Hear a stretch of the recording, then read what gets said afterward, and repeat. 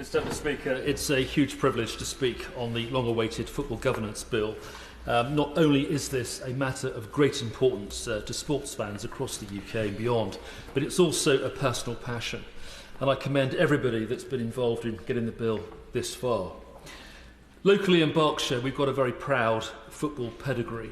Reading FC, as we know, is the only league club in Berkshire. It has a proud history and has done brilliantly this season to survive in League One against all of the odds.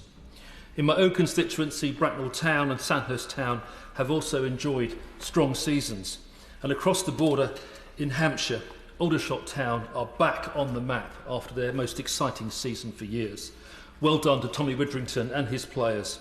I was at the Dagenham game on Saturday, which was brilliant. Such a pity that they did not quite make the National League playoffs, but next season will be even better. And as the father of two young sons who play to a decent level, it is essential that the game is better regulated for its future, their future, and also for the future of all of our clubs. Football is the beautiful game, and it does need better regulation to ensure that football always comes home. We know what the bill does. It seeks to establish an independent football regulator. It includes provisions which seek to protect and promote the sustainability of English football for the benefit of fans and local community, and that's really important. But importantly, with the Minister in his place, regulation must be light touch. Given the preeminence of football in the UK, we must not throw out the baby with the bathwater by inadvertently making the Premier League, the English Football League or the National League less attractive to owners, potential investors, to the media or its fans. The Premier League is also, as we know, the world's leading football brand, and it's worth billions to the UK. If it ain't broke, please don't fix it. Therefore, regulation must be just enough. It must be balanced to protect clubs and fans from rogue owners, but without jeopardising the game. Recent history is littered with examples where it's gone badly wrong. Southend United, Wigan, Portsmouth, Bury, Colchester, Sheffield Wednesday, Hull, Derby and several others, but perhaps most spectacularly and recently of all, Reading Football Club. As a fan myself, the last few years have been galling. We've seen free fall from the Premier League, 18 points of deductions, huge fines, players not being paid, bills not being settled and fans in despair, and I feel their pain. So I want on the record this afternoon to personally commend every single Reading fan. You've been magnificent. And they've supported the club through thick and thin, and also mention the brilliant Sell Before We Die group, which has been so instrumental in my view. Does lobbying work? Absolutely yes, and credit to members in this place too, particularly the members for Reading West, for Ashford, North East Hertfordshire, and also in particular the member for Reading East, with whom I've worked very closely on Reading Football Club. So yes, MPs have lent in respect of Reading Football Club and many other clubs. Pressure has been brought to bear on owners, and a cross-party approach really does work. Politics is always at its best when MPs work together. And as a pilot for the new regulator, I can't think of a better example than Reading. And the new regulator must cut his or her teeth on that particular club. And the bill itself must have teeth. A regulator without powers is of no use whatsoever, so I look forward to seeing the terms of reference minister for the initial incumbent of that role. The aim of the bill, of course, is to put fans back at the heart of the game, and it's about running clubs, it's about getting clubs back on their feet, it's about heritage and future direction. It's also about sustainability, as we've heard, and it's about making sure that we lay the foundations for clubs as we go forward English football.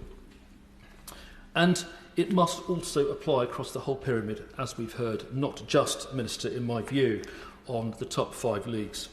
It is also right that new owners and directors face stronger tests to stop clubs falling into the wrong hands and face the possibility of being removed and struck off from owning football clubs if they're found to be unsuitable, and much more.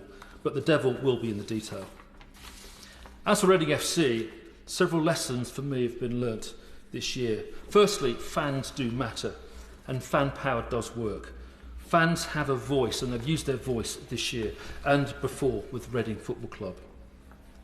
Secondly, the decision by Reading Borough Council to list the stadium, the SEL Stadium, as an asset of community value under the Localism Act 2011 was a masterstroke. Dai Young was unable and is unable to sell the SEL Stadium, and rightly so. And lastly, Full credit to Woking Borough Council for a little deed for the Bearwood Training Centre. If a club cannot legally sell its asset to another club, that club lives on. And once again, these measures have effectively stopped further asset stripping by Dai Young and will lead to the successful future of Reading Football Club. Reading is now moving in the right direction. Bills are being paid for March, April and May. New owners are believed to be interested in the club, and we could yet survive. Thank you to everyone at Reading Football Club and all of the fans for making this happen. So what's not in the bill?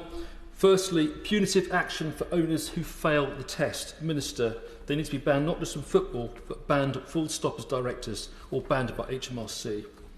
The bill also does not address welfare provision for players. What are clubs doing to soften the blow for players who get rejected or who suffer mental health issues? It affects the top 5 leagues only. It needs to affect National League South and North and below. They're all worthy. And the women's game, of course, has been mentioned, but I feel strongly as though the bill needs to go further in due course for the women's game. And lastly, the FA Cup decision in terms of replays being stopped from round 1. It's outrageous. This is nothing less than cultural vandalism of the world's greatest cup competition. Yeah. And if the larger clubs have to play replays with the huge resources they've got, so what? No sympathy whatsoever. And having watched so many FA Cup exploits over the years, not least at Sutton United and Woking, I just do not buy the FA's logic. These cup ties are the stuff of legend. And Mr. Deputy Speaker, magic does exist in sport. Admittedly, no government can regulate this, but if the FA is watching, I would really urge them to rethink this appalling decision. Would you give way on that point? Please do. Right. I'm very grateful to my own friend for giving way. There is something actually rather larger than just the situation of FA Cup replays, which is that, you know, those replays, those lucrative replays, are a once-in-a-lifetime opportunity. But the fact that there are clubs that are relying on those lucrative replays demonstrates why we have a problem with finances in the football pyramid. And so where my honourable friend says that the government cannot regulate on this matter, the bill does actually give the Secretary of State some enabling powers to bring FA Cup into the competitions that it is looking at. So does he agree with me that while it's not something that I particularly favour, it is something that can be done?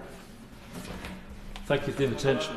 I agree wholeheartedly, and anything that we can do, Minister, in terms of the regulation here is worth pursuing.